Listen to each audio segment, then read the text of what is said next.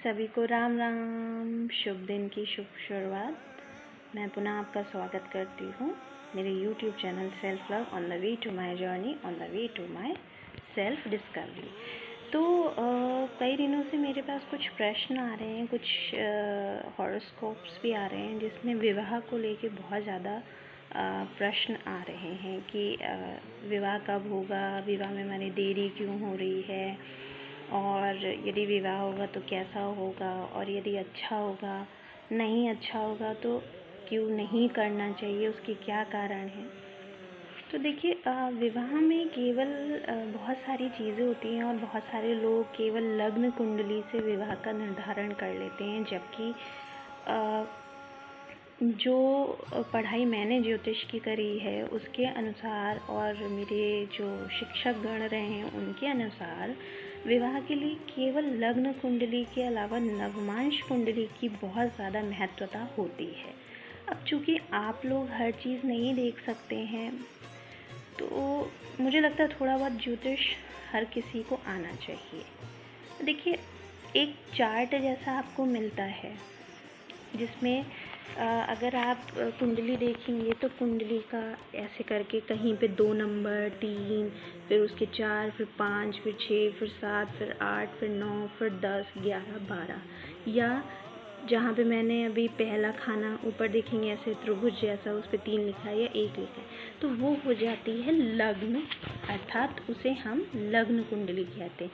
उसमें जो नंबर लिखा होता है उस नंबर से राशि का निर्धारण होता है, अर्थात जो जातक है उसका शरीर, उसका जीवन, उसका सांसारिक जीवन उस कुंडली से प्रभावित होता है। इसी कुंडली का जो 9वां अंश होता है उसे हम नवमांश कुंडली कहते हैं। तो लग्न कुंडली में सबसे प्रमुख जो विवाह के लिए होती है चीज़ होता है सप्तम भाव, ठीक है। और नवमांश कुंडली में भी हम सप्तम भाव को देखते हैं। कहीं इसमें पाप कर्तरी योग तो नहीं बन रहा है, इन दोनों कुंडली में पाप कर्तरी योग भी होता है। अब ये क्या है ये मैं कभी और बताऊंगी। तो हमें ये देखना है कि पाप कर्तरी योग तो नहीं बनना, अर्थात हमारे जो वैवाहिक जीवन है उसमें कितनी परेशानी आएंगी। और विवाह का जो सुख देखा जाता है वो बहुत सारे लोग अष्टम भाव से लेके चलते हैं।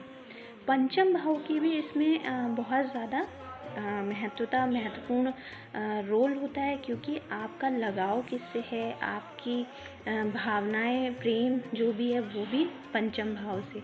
तो यदि किसी का, इसके साथ साथ लग्न कुंडली का नवम भाव, यही सेम चीज़ आप नवमांश कुंडली में भी देखेंगे। तो अगर किसी के जीवन में पंचम, सप्तम और नवम, इन तीनों भावों की युति हो रही है लग्न में भी और नवमांश में भी, तो ऐसे व्यक्ति का विवाह प्रेम विवाह होता है, उनकी पसंद के अनुसार होता है। लेकिन अगर ये तीनों चीज़ें नहीं मिल रही हैं तो उनके प्रेम विवाह में बहुत ज़्यादा अड़चनें आती हैं। लेकिन अभी हम यहाँ पे ओवरऑल विवाह की बात कर रहे हैं।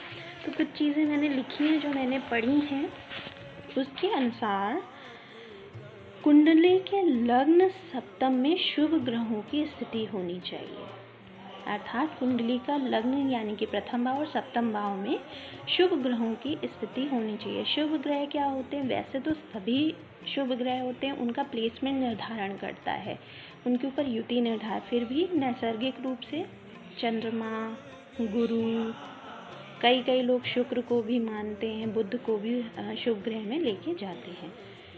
फिर द्वितीय और अष्टम में कोई अशुभ ग्रह नहीं होना चाहिए।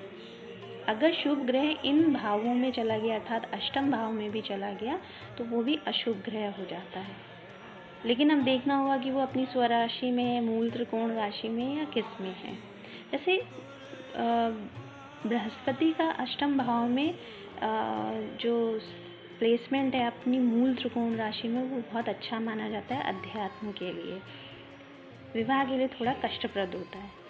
फिर तीसरा पॉइंट है कि कुंडली में शुभ ग्रह वक्री नहीं होने चाहिए, शुक्र अस्त नहीं होना चाहिए। ये कहावत सुनी होगी, शुक्र अस्त हो गए हैं, शुक्र अस्त हो गए हैं। सामाजिक, वैवाहिक, इन सारी चीज़ों का जो कारक ग्रह है वो शुक्र है। इसीलिए जब विवाह का देखा जाता है तो देखा जाता है कि कहीं वो अस्त तो नहीं है। एक तो हम गोचर में अस्तता देखते हैं, दूसरा हम कुंडली में भी इसकी अस्तता देखते हैं। हम लग्न कुंडली में भी इसकी अस्तता देखेंगे और नवमांश कुंडली में भी। तो ये तो कुछ चीज़ें मैंने बताई हैं जो देखनी चाहिए। दूसरी चीज़, कुंडली मिलान में वर और वधू का चंद्रमा और मंगल अवश्य ही मिलान करना चाहिए। ये बहुत ज़रूरी, एक तो उनका मानसिक जो मेंटल टेम्परामेंट कहते हैं वो चंद्रमा से निर्धारित होता है, वो मिलना बहुत ज़रूरी है। मंगल जो कि शारीरिक क्षमता को, शारीरिक शक्ति को व्यक्त करता है, इसका भी उच्च होना बहुत ज़रूरी है।